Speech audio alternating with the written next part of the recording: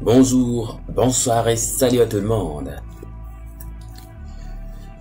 Bienvenue dans cette vidéo dans laquelle je vais vous parler du téléchargement d'images raster. Alors, ce sera comment? Sans tarder, donc je vais en premier lieu vous parler des sites qui vous permettent de télécharger des images raster et nous allons essayer de faire les manipulations de base. Ensuite, on va essayer de vous montrer comment télécharger ces images raster sans sortir du logiciel QGIS. Alors, Images raster, les images master. En fait, qu'est-ce que cela veut dire?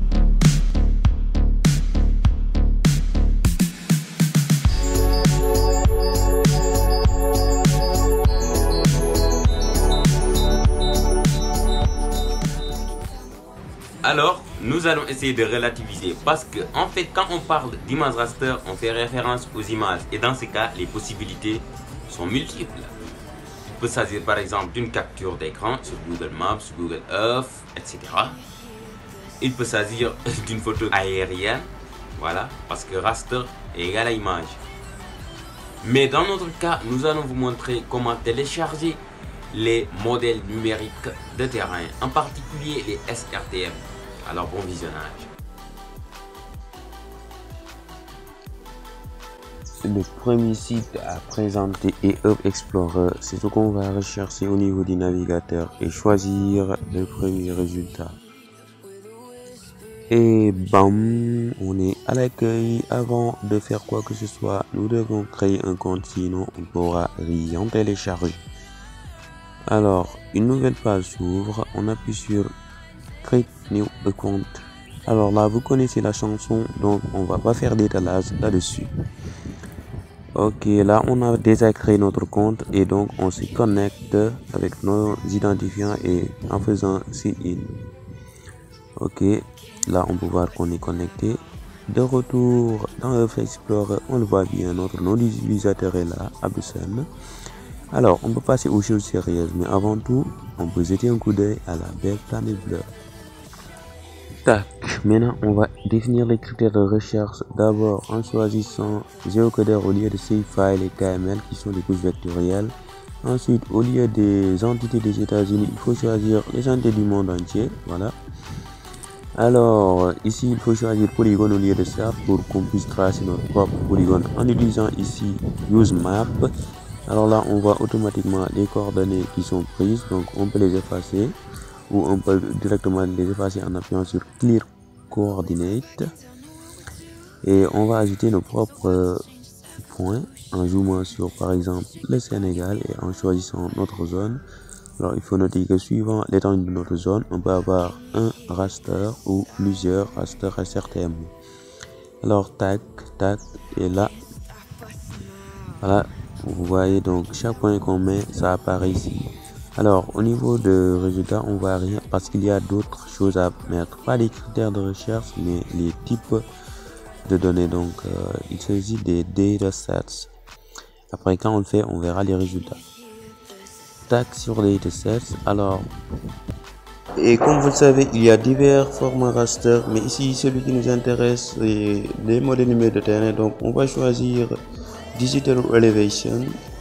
Et dans Digital Elevation, on a aussi des divers sous-types. Et ici, ce qui nous intéresse, c'est SRTM.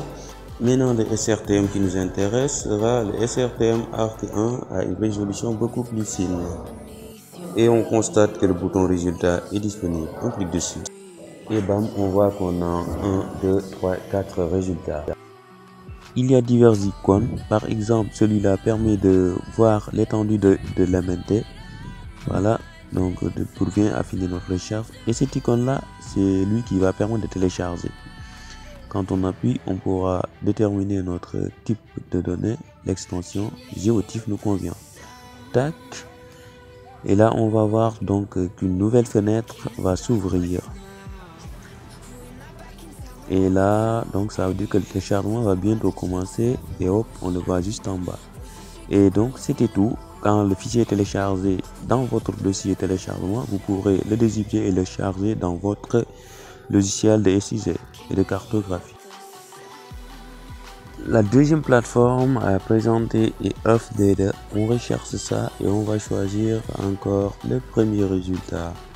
Et tac tac, on se retrouve ici. On choisit Find Data, c'est-à-dire trouver des données. Alors on va basculer vers comment trouver les données. Donc il y a plusieurs choses à faire, mais d'abord on va faire des filtres en choisissant le type de données, donc GeoTIFF comme précédemment. Donc là c'est un peu, il y a beaucoup de données maintenant. Donc comme c'est vaste, les résultats sont nombreux, on va essayer d'affiner en recherchant SRTM. Donc les résultats vont être encore filtrés et ce sera des extensions GeoTIFF. Donc il y a plusieurs résultats. Il s'agit donc pour nous de rechercher ce qui nous convient. Donc il y a de l'eau, water, il y a des plans de trucs. C'est à nous de rechercher. On a ici altimeter, je ne sais pas quoi. Donc ils sont des SRTM. On le voit ici. Et on appuie directement sur ça. Et on va voir qu'il y a plusieurs résultats. Là c'est à nous soit de télécharger tout en appuyant sur Download All en vert ici en bas, soit en téléchargeant par ici le fichier spécifique. Mais ce ne sera pas si facile que ça, alors on va nous demander de créer un compte. Encore une fois, vous connaissez la chanson.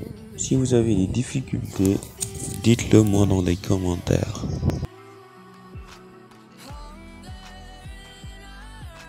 Et là, on a fini avec la création. On dit qu'on est d'accord. Agree et hop, on va voir directement le fichier se télécharger. Voilà. Et le fichier zip aussi, même procédure, le dézipper et le charger dans votre logiciel.